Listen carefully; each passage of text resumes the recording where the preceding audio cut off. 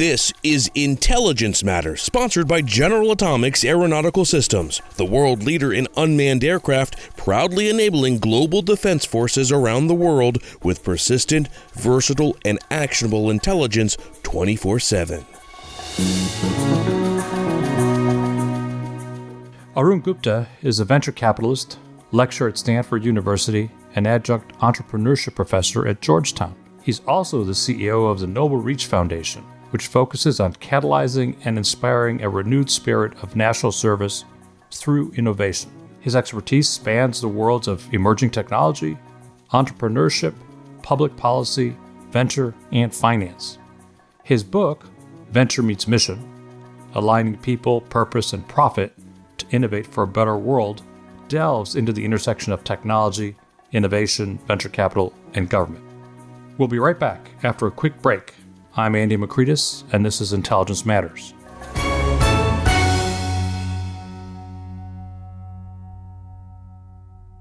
Gather life-saving intelligence while keeping warfighters out of harm's way. General Atomics Aeronautical Systems, maker of the Predator and Reaper, is the leading designer and manufacturer of cutting-edge unmanned aerial systems and mission solutions. At any hour of any day, their innovative multi-mission aircraft are ready to deliver unmatched, actionable intelligence over the world's harshest terrains. Industry-leading endurance, modular designs, and advanced autonomy make General Atomics Aeronautical Systems unmanned aircraft the perfect partner for every role in every domain. Learn more at generalatomics.com. Welcome back, Arun. Welcome. It's a real pleasure to have you on the podcast. Thank you, Andy. Great to be here with you. In the introduction, I mentioned your book, Where Venture Meets Mission. And I guess the first and obvious question is, what inspired you to write Where Venture Meets Mission? And then maybe how did your background in venture capital lead you to explore this intersection of venture and government? Well, Andy, look, for context, my father was in public service, or has still in public service for 45 years in Naval Sea System Command. So public service has been in our family. I spent my professional career in venture capital, as you pointed out, the bulk of that being at Columbia Capital. And the latter half of that time was investing at this intersection of mission tech and entrepreneurship. In 08-09, we started looking at dual-purpose technology, cybersecurity specifically in the early days, and primarily around the thesis that the velocity of our adversarial threats was outpacing the procurement cycle, and so there would be a need for dual purpose. And in investing in that period, you saw both the magic when you could make it work and bring that entrepreneurial innovation to government, but you also saw the challenges with it. And then as I started thinking about my second chapter and other things to do, I was starting to teach at Georgetown entrepreneurial finance, and I started teaching a class at Stanford and Washington called Valley Meets Mission. And the class Valley Meets Mission was really around the notion of how do we take the entrepreneurial spirit of Valley and tie that to build mission-oriented problems, target that around mission-oriented problems here in D.C. And specifically, it was, I would riff a little bit about I didn't want these students taking their talent and energy around and building the next Candy Crush 3.0, but how do we think about, inspiring them to build for-profit companies that solved real societal and mission-oriented problems? And I'd bring in your colleague, Mike Morrell was generous enough to always come in and speak to the class. And he would say, what I love about your class, Arun, is 45% of the students, have a negative perception of government. The other 45 have a negative perception of entrepreneurial capitalism. And you're trying to land the plane by the end of the course that we need both if we're going to solve big problems. And sure enough, we would. And we would because we would bring in speakers like Michael to talk about their experience and really unpack what may be ill-informed biases that students had. In doing that, we would see students kind of rescind banking consulting offers and kind of go into this world. And you also realize we didn't really have a language around it. We would say public sector, private sector. We would say not-for-profit, for-profit. These are very binary ways that we talk about like your choices. And this idea of there's something being in between that was mission and venture and could be for-profit didn't quite have a language and wasn't visible to them. It was obvious to those of us that were investing in it, but these opportunities didn't present themselves on campus. And while teaching that class, I would see, COVID hit. The Ukraine war was initiated, and you just saw the palpable desire of students to do more mission-oriented work. And to answer your question of what inspired us to write the book, then was a dean at Georgetown had said, Arun, like, given what you're seeing and what you're talking about, like, have you thought about writing a book to amplify the message for more students? I didn't know really what that would entail, but that set us down a journey, and having, close colleagues and friends supporting, like Mike Morrell and, Chris Darby at InQtel and others, and Steve Bauscher, really meant a lot. And so we went down a path of trying to collect the stories of folks coming into our class, and then others that we got to know through the journey. And that was really the essence of writing the book. And it was really, how do we harness that entrepreneurial energy from the venture ecosystem along with the optimism of students and try to rebuild that infrastructure to have them go build solutions with societal value, led by government. So, Arun, one of the interesting things you just said is at the beginning was something about procurement. And it does feel like the government, and this is a sweeping generalization, and I guess I don't mean it to be, but it does feel that the government is geared in thinking about acquisition hardware. I don't think they're geared for acquisition software. It's a very different approach.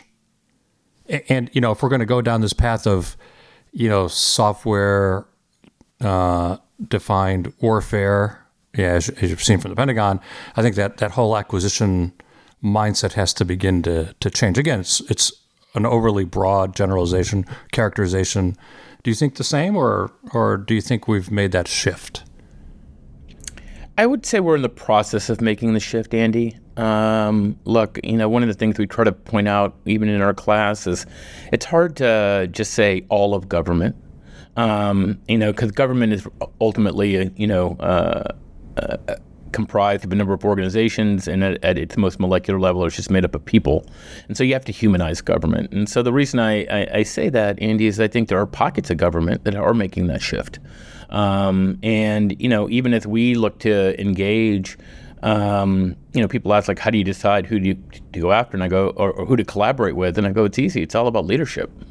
There are leaders that think this way, right, that you're talking about. And those leaders recognize that we're in a different era, and we need to think about how we procure differently. I think Space Force is very progressive around how they think about this. And look, they have the benefit of not having as much legacy, right, in the background. Right. They don't have baggage. They don't have baggage. But with that, comes at least people being able to point to a model of something that's working. And it's hard for that not to have a ripple effect on other agencies, because when they see them able to do it, you can start to imagine the art of the possible. And that's a lot of what we try to write about in the book. Really isn't about coming down and kind of putting theory out there, but it's a lot about is putting a spotlight on storytelling, right, of positive stuff, like, hey, this stuff is happening today. The real question we're posing isn't can we do this? It's why don't we do more of it? Right. And what's keeping us from doing more of it? So, I think we're in that period of transition, but I do think organizations like that are taking, that are more progressive with how they think about this, play an important role. So, maybe it'd be useful just to reflect back on the past a little. What do you see as the similarities and maybe differences in the partnerships that existed between government and the private sector, let's say beginning of Cold War versus today? Yeah, so I think the similarities, that existed was always around, how do we take our best and brightest to solve big problems? And those best and brightest, I think disproportionately probably, during the Cold War, were sitting in large companies and were, or inside a government. If you look during that period of time, we didn't have the same vibrant entrepreneurial venture ecosystem that we do today. And so I think the ease of collaborating had, fewer variables. And so, I think the overarching motive around, like, how do we, bring our best and brightest around these problems and our best innovations around these problems are is a common through line. I think what's radically different today, though, is that that innovation ecosystem is much more dispersed today in our country. And I think that's positive. I think that's great. I think that's why we continue to be a leader globally. But now, it's in the entrepreneurial ecosystem, right? It's in the tech ecosystem. It's in, it could be a venture capital portfolio company. It could be, folks that identify a unique problem and go after it that aren't part of a large company.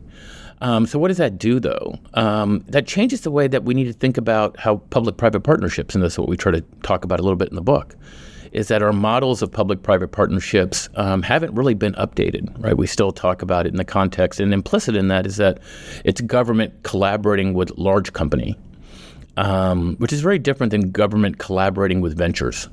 100%. A large company, has, the resources they have are much more meaningful. They're fully funded. They're profitable. They're spending off cash. A venture, by definition, many times isn't even fully funded. They're milestone funded, right? They've done their Series A round, and now they're waiting to get to the Series B round. And how government interacts with them is going to be very different. They may not have the same, and we list out a number of uncertainties and show examples of how companies are overcoming that. But how those ventures interact with government are incredibly different. So I think that's what we pose in the book. I think the second piece of it, honestly, is the talent level. Andy, I think back during the Cold War, there was still a deep prestige of your best and brightest tech talent going into government or starting their career there. Because you got to work and do the most innovative things and around innovative projects. And I think while that still holds true, I still think so much of the most interesting problems to go solve are inside. I think we've gone through decades now where we've kind of said we don't know, you don't want to be going into government, and that's had an impact on how we draw our top talent going in. And we can talk about this later, but that's a little bit of what we're trying to do, with the foundation, which was an outcome of the book, where we have a $500 million endowment. It's like, how do we inspire this next generation to think about starting their career again in government and go tackle some of the most difficult and toughest problems and add a level of prestige to that in a meaningful way. So I think those are the similarities. I think the overarching objective of why we're collaborating and the need for collaboration is very similar. I think the how of collaboration is very different, primarily because the structural pieces of how our innovation ecosystem has evolved over the last 3-4 decades. So, Arun, Amy Ziegert, who you know well, for a number of years now, has been talking about what she calls the suit-hoodie divide. Reference to the often divergent views of Washington and Silicon Valley when it comes to national security matters. Do you think we've made progress in the last few years in closing that gap? She talked about this back in 2017 originally. And then maybe as a second part to that, how do we recover the common ground that maybe used to exist before? Yes, it's a great question. And look, Amy's a good friend, highly respected, and we even talk about that in the book, her comments. And look, I think she's spot on. I think the notion of the hoodie and suit divide is real. But to your question of how do we get here, right? I think part of the issue is, what we need are more dual citizens. I was on a panel with a gentleman, Nan Mulchandani, who's the CTO at the CIA, and we were on a panel together, and he identified himself as being a dual citizen, and I think most people thought he meant Indian American, when in truth, what he really meant is I'm a citizen of the Valley. I built 4 companies in the Valley, and I'm a citizen of DC. I've been at the Jake, and now I'm at the CIA, and I feel like I'm part of both communities.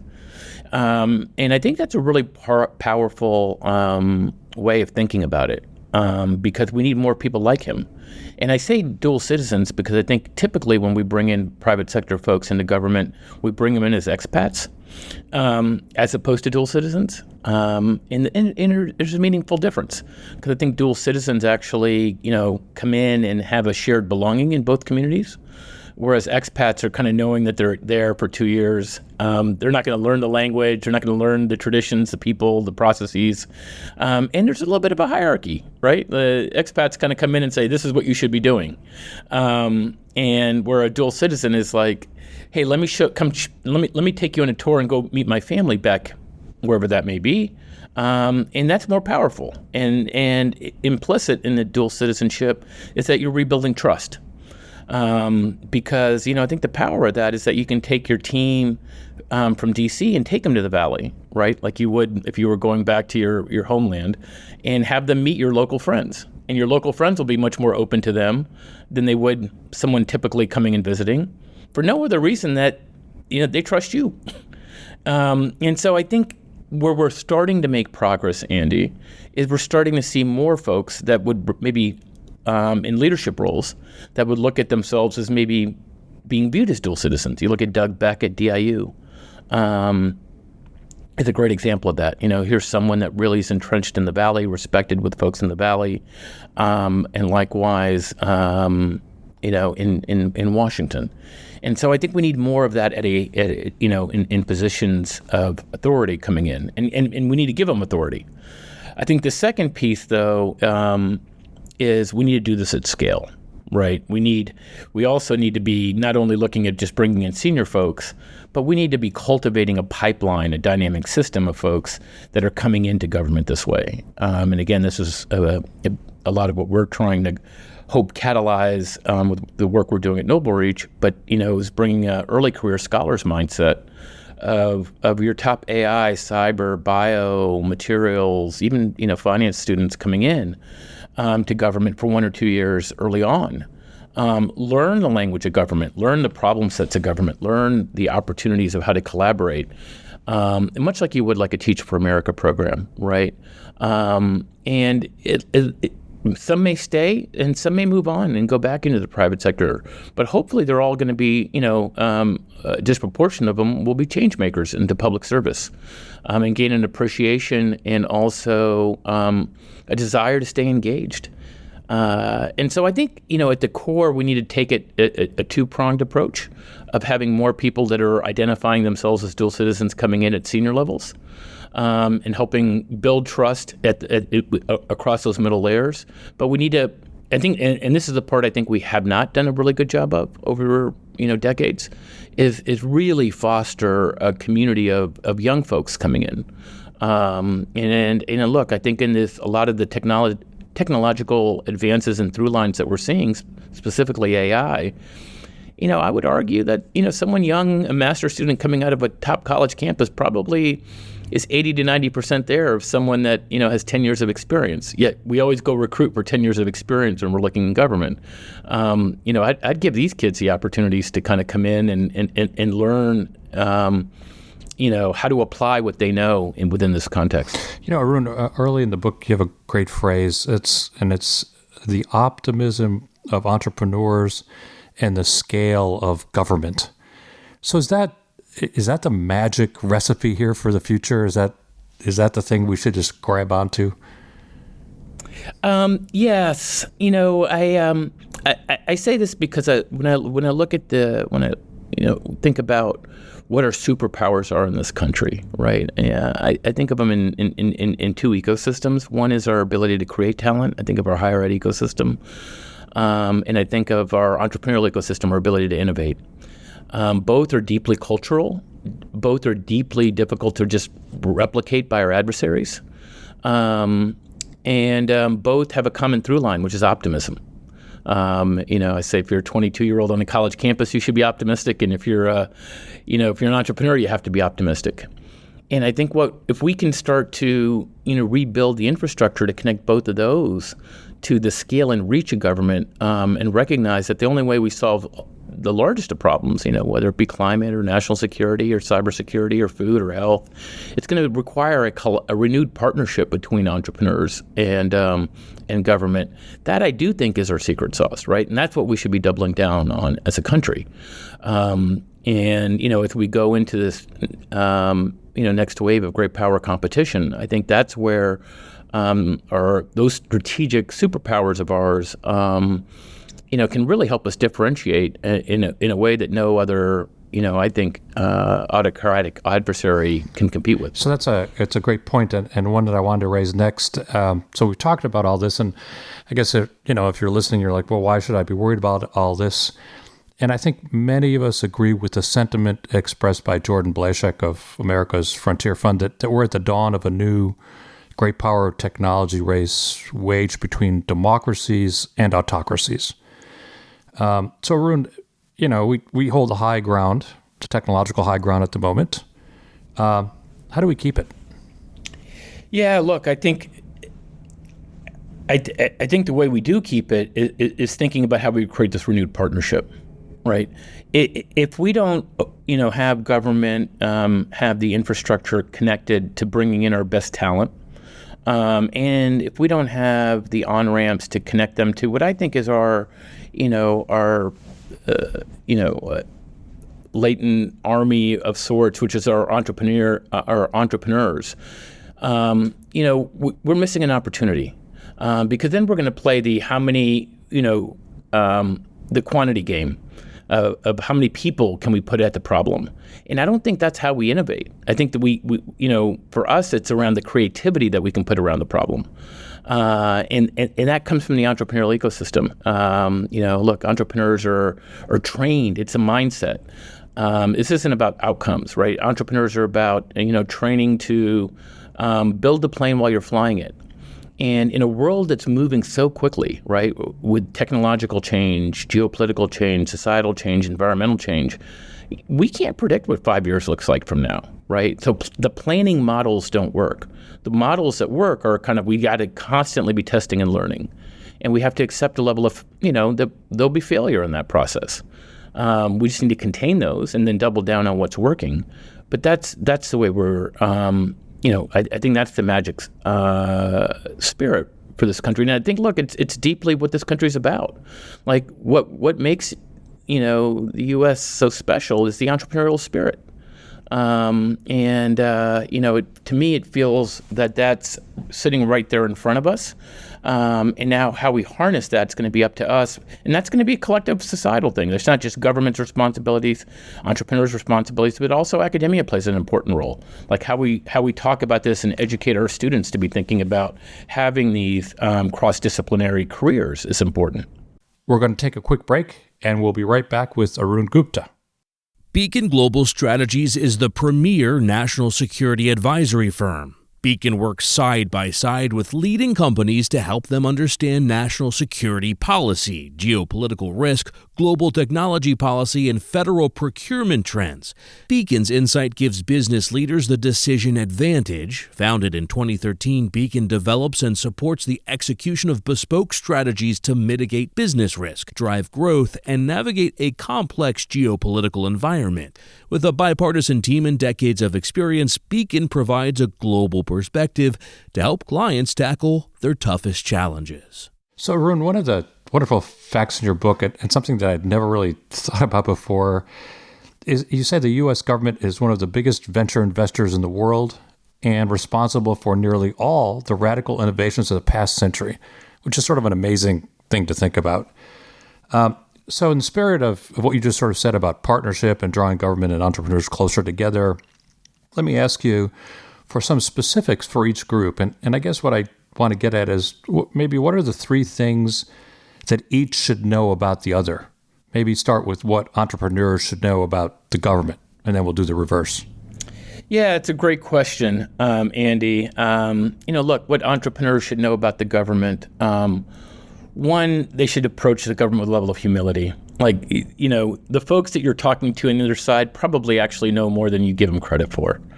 Especially when you're talking about deep research, you're talking about key areas, around national security. I do think there's many times a sense of arrogance that many times entrepreneurs will approach talking to government about, right? And so I think that would be one. Two is really understanding a shared language, right? Like going back to a dual citizen model. Many times it's being able to understand that, government is doing some of the same things. They may just be using a different language with how they talk about it. And it's important for you to be able to understand their language as much as it is them understanding yours. And look, I think third is really putting yourself in their shoes and really understanding how do you make them, how do you fulfill their mission, right? I think most entrepreneurs many times approach it about here's what you can do for me. And or also build their companies where the government is a hobby, not the main. And I think entrepreneurs need to be thinking more deeply about this, about building their business model, so that government's at the center of it, right? And the applications that there's, because that comes through overall. Now, how about the reverse? What do you think government should know, and maybe they don't, about entrepreneurs? Yeah, so, government and entrepreneurs. So I think one, I like to say what government should know about entrepreneurs is what entrepreneurs want isn't capital from government. What they're looking for is contracts.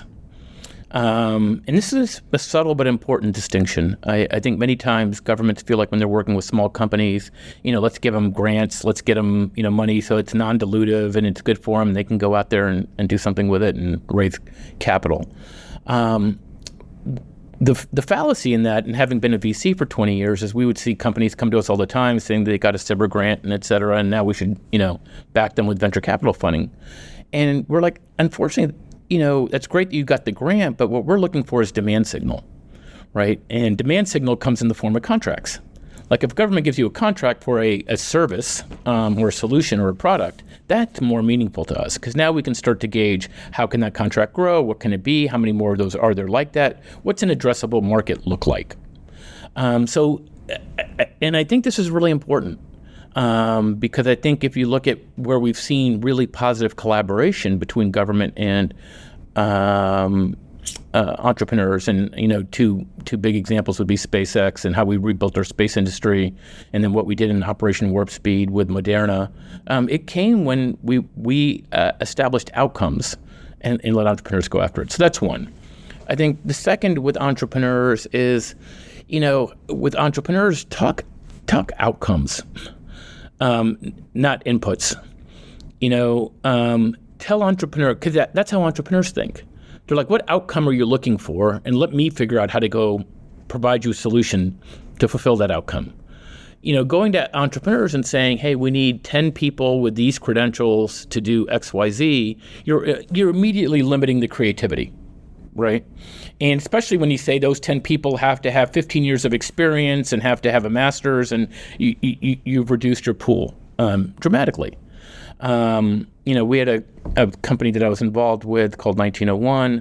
I was on the board, and what they were doing is basically providing managed services, but it was very outcome focused. Their team was based in Southwest Virginia, and many of them didn't even have college degrees. They were getting upskilled, and a lot of the sell to government was like, focus on the outcomes. Tell us what you need managed, and we'll take care of managing them at those SLAs. Right? How we do that should be less a concern. And in fact, in doing that, they could provide, better delivery at a lower cost. So I think that would be the second thing I would say for government to be thinking about. So the first is contracts. The second is, outcomes. And the third I would say is entrepreneurs generally, want to help. They care about the mission. I think there's sometimes this sense of like, oh, because you're an entrepreneur and you're out there, you really don't care. And look, I will say, are there folks out there that don't? Absolutely. But I think the vast majority of them, the reason that they're doing what they're doing is that they're trying to develop solutions for the mission, and they're hoping the money follows the mission versus the other way around. And I think that it's important to have that trust that their incentives are aligned with yours, because that's how you can then co-design solutions that could be mutually beneficial. So that was great, Arun. The point that you made about the government sort of saying, hey, I want 14 people to do X, it is so spot on. It's just in the DNA. That's the way sometimes the government thinks. They don't think about, well, here's the outcome I'm looking for. Yeah, they're looking for the inputs that they, yes. And when you start looking at the inputs, what you're also implicitly saying, not explicitly, is that you think you know what the solution is. Exactly right. And then you've now kind of like handcuffed the creativity for the private sector to come up with something that could be, much more advantageous to all parties. So along these lines, Arun, let's just talk about one thing that seems to be a major difference, and that's, as you and I know, the government often looks for bespoke solutions, customized, if you will, solutions. Venture wants scale. Yeah. Right. So these two things are sometimes antithetical to each other. So how do we bridge this, what appears to be a big gap? So look, I think a few things are happening. I think one, there's a question of what really needs to be bespoke and what doesn't, right? Does the entire stack need to be bespoke, or is there something at the very top? And I think we're starting to see that movement take place. So 90% of an application, a solution, et cetera, can be scalable across industries, and then and maybe the final 10% can be bespoke. Whereas I think before we were all 100% needed to be bespoke to my needs. I think we're starting to see that shift take place. I think what we're also starting to see is a generational shift on how the folks inside of government are starting to procure. And what I mean by that is you're starting to see folks that, probably are, late 30s to late 50s, now in these decision-making procurement processes. And the reason that's relevant is that these folks grew up in the digital age, right? And how they consume and they buy stuff they're used to it in a very different context. And they're used to things not necessarily all needing to be custom to them.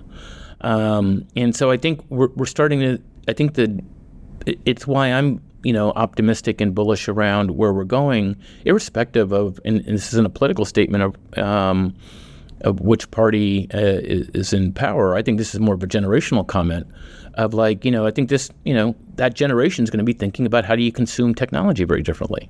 And I think that's not turning back. If anything, it's going, it's going to be going, it's going to accelerate. So I think that's a big opportunity as well. And I think third, as we're now developing tech, we're now developing things in a much more modular way. And so that you can pull, building blocks and Lego pieces together to come up with your solution. And that allows, government to feel like they're getting something bespoke, but industry to feel like they're still building something that could be replicated, right?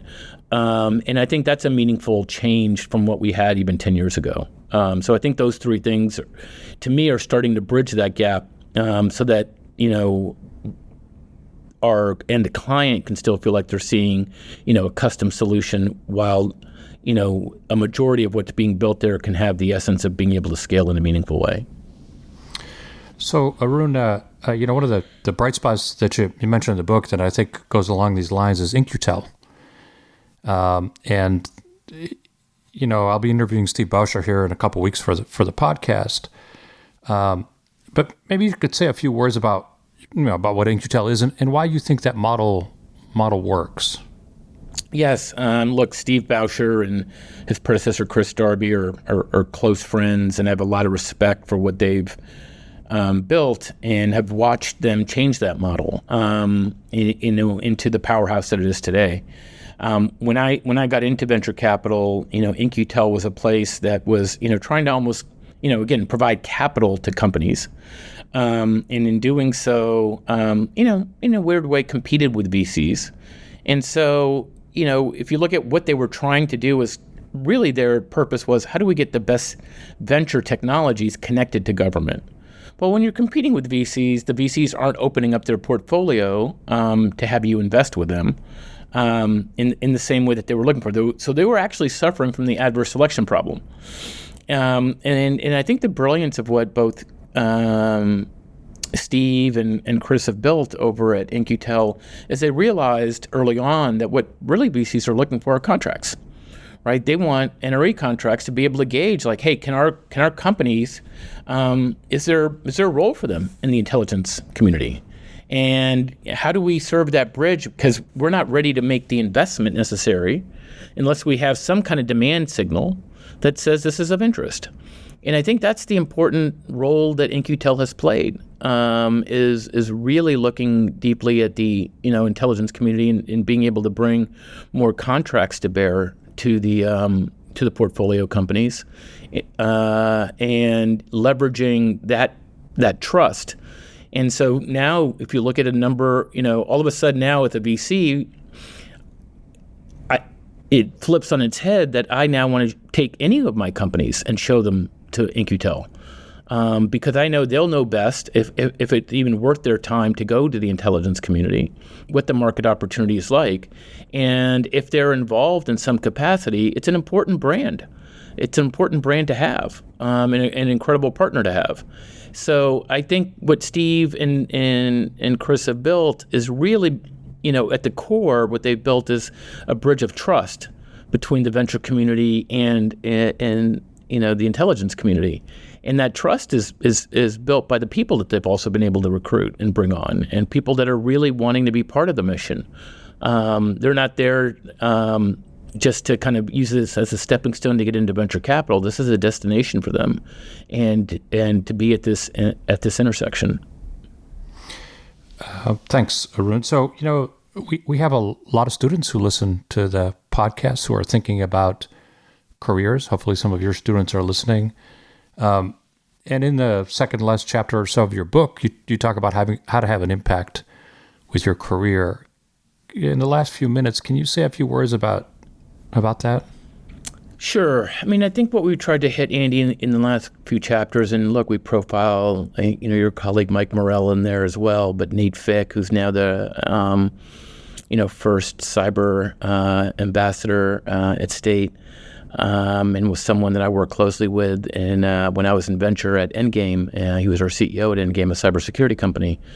And what we tried to profile is that, Nate has a great quote where he says, my career never made sense looking forward. It only made sense looking backwards, right? And I think it paraphrasing a Steve Jobs quote. And the point being is, we want students to embrace having nonlinear careers.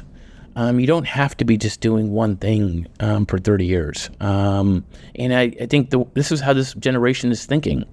Yet our academic processes still wire them to kind of pick a track. And what are you going to, which track are you on? And I think, what I was surprised by was the power of the class I was teaching was really around just showing them that the power's at the intersections. And so I think one is to embrace nonlinearity and to embrace this notion that you're going to have multiple careers, right? 4 or 5 careers over the course of your career journey. So the reason I start there, Andy, is I think once you can have students embrace that, it becomes more palatable to say and inspiring to say, if you're going to have 4 or 5 careers, why wouldn't you want one of them to be public service? We're not saying have a career in public service, but have one of your careers be related to public service, and find deeply around, understand mission, understand what the problems are out there. And when you look at it, we shouldn't be surprised. I think one of the quotes we had in the book stats is less than 6% of tech workers today are under the age of 30 in government. We have 4 times as many over the age of 60. Now, as a country, we shouldn't be surprised because there's probably, if you look at our engineering schools, very few, if any, faculty that's ever been in government before. So they're not advising students to go there. And there's probably very few agencies that are showing up on campus to recruit. So, we've kind of created this problem. And so this is where I say I think academic institutions play an important role about how do we encourage these students to kind of think about doing something. The third, I would say, Andy, is that, look, having been in venture for 20 years, I've never felt like there's a time like there is today to be able to mobilize capital around people, purpose, and profit. And what do I mean by that? 20 years ago, like, if we were trying to invest at this intersection of government and tech, et cetera, a big round was a $2-3 million Series A round. Today, you could go raise $30, $40, $50 million to go solve some of these problems, and that's material, that's meaningful. And it's not just national defense, it's also climate security, it's health tech. And the reason I say that is, we need to move away from this notion that to do good, it only can be a not-for-profit. I would argue, and we try to in the book, that to really scale to the size of the problem, it's going to need to be for-profits that go after this space.